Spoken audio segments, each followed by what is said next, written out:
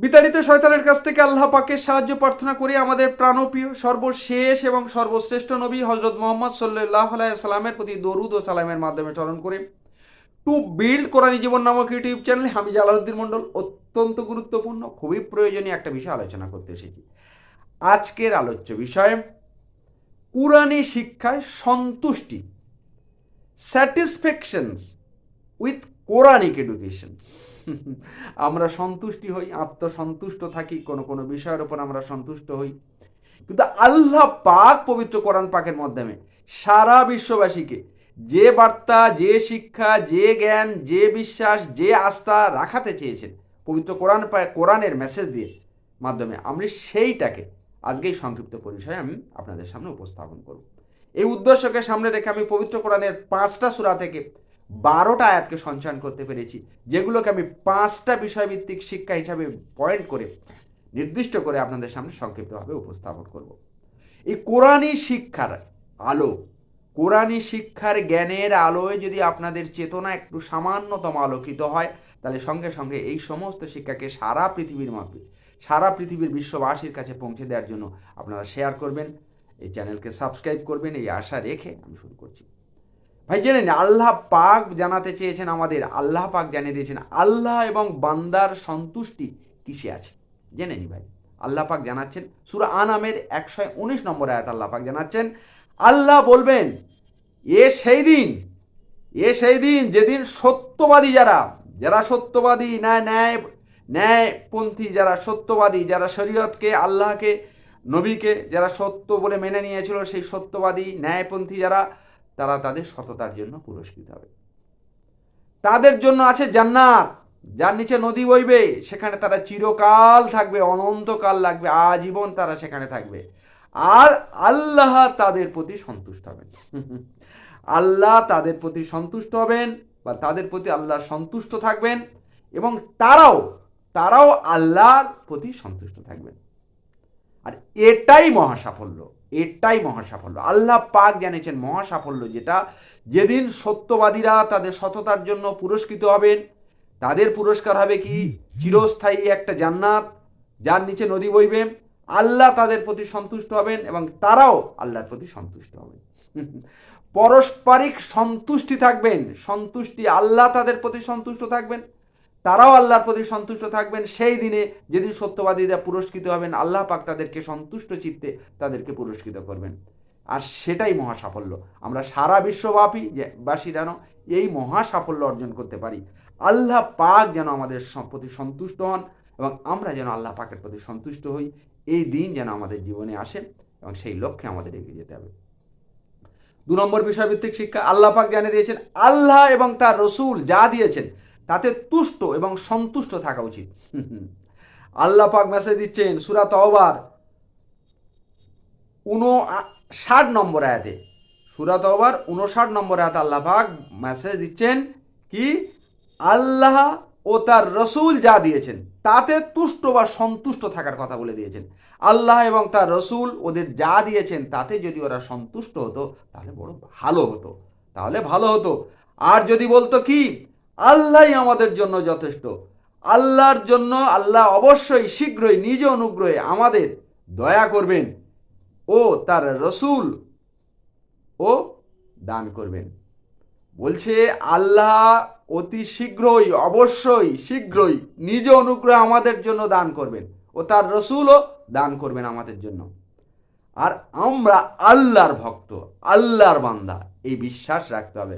তাহলে আল্লাহ পাক এবং তার রসুল আমাদের যা দিয়েছেন আমাদের তাতে সন্তুষ্টি থাকতে হবে, তাতে আমাদের সন্তুষ্ট থাকতে হবে, এবং এই বিশ্বাস রাখতে হবে যে আমরা আল্লাহর বান্দা, আল্লাহর ভক্ত, আল্লাহ এবং রাসূল আমাদের অবশ্যই নিজ অনুগ্রহে আমাদেরকে দান করবেন, এই বিশ্বাস রাখতে হবে এবং তাতে আমাদের সন্তুষ্ট থাকতে হবে, স্যাটিসফ্যাকশন থাকতে হবে।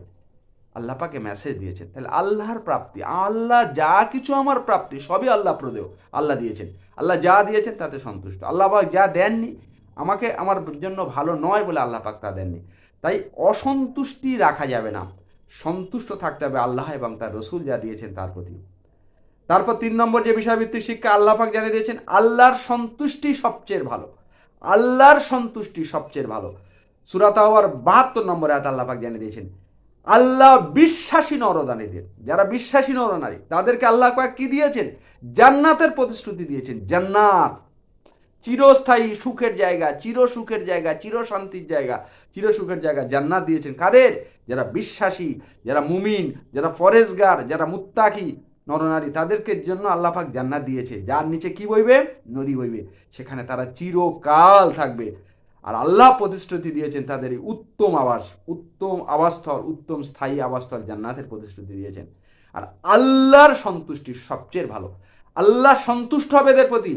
আর আল্লাহর সন্তুষ্টি সবচেয়ে ভালো। আল্লাহ যদি সন্তুষ্ট হয় আর কিচ্ছু চার থাকতে পারে না ভাই। সেই জন্য আর সেটাই মহাসাফল্য। এটাই মহাসাফল্য।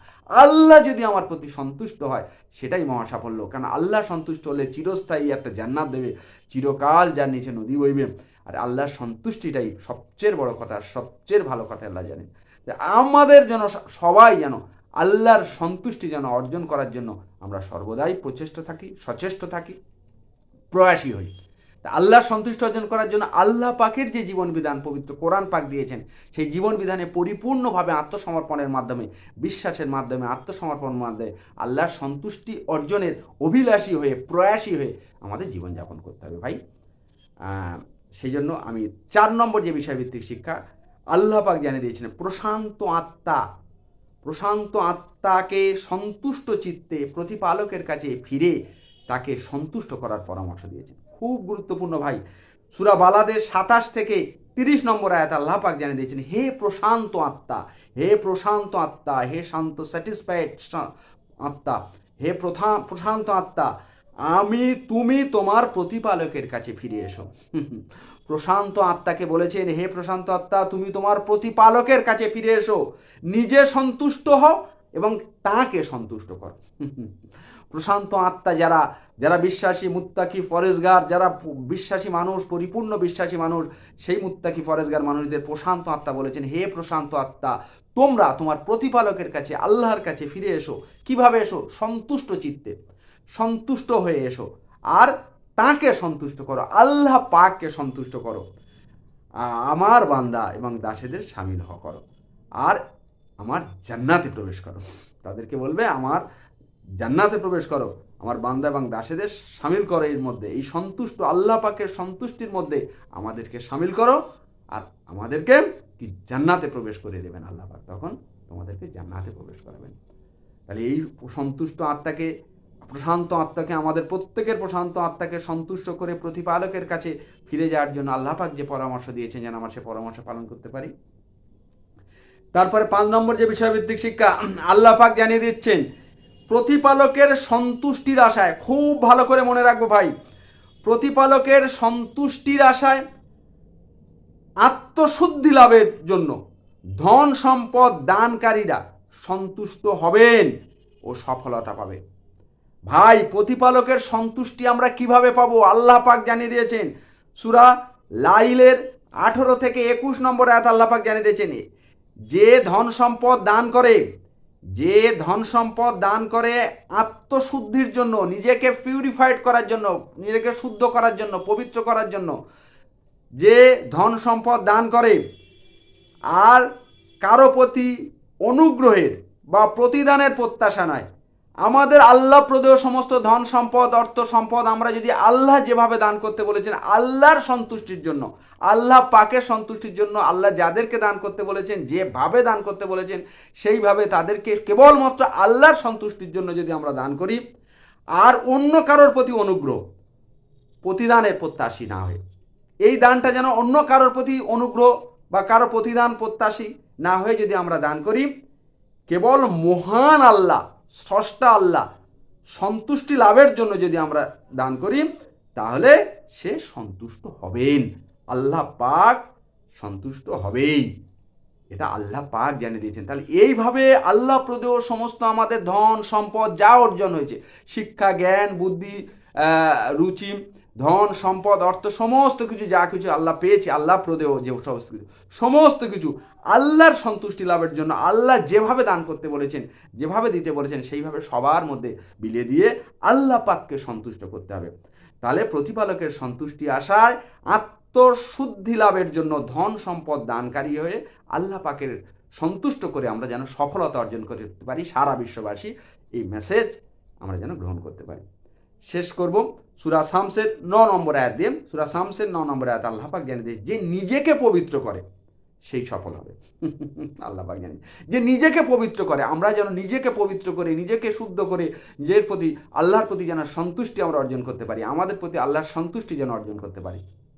তাই আমরা নিজেকে পবিত্র করে আল্লাহর সন্তুষ্টি যেন অর্জন করতে পারি আর সফল হতে পারি এবং চিরকালই জান্নাত পেতে পারি, সারা বিশ্ববাসী যাতে পেতে পারে, সেই জন্য এই মেসেজ নিজেদের জীবনে গ্রহণ করে সেই আশায়, সেই পথে যে আর সবার মধ্যে ছড়িয়ে দেওয়ার জন্য আশা করে আমি শেষ করছি।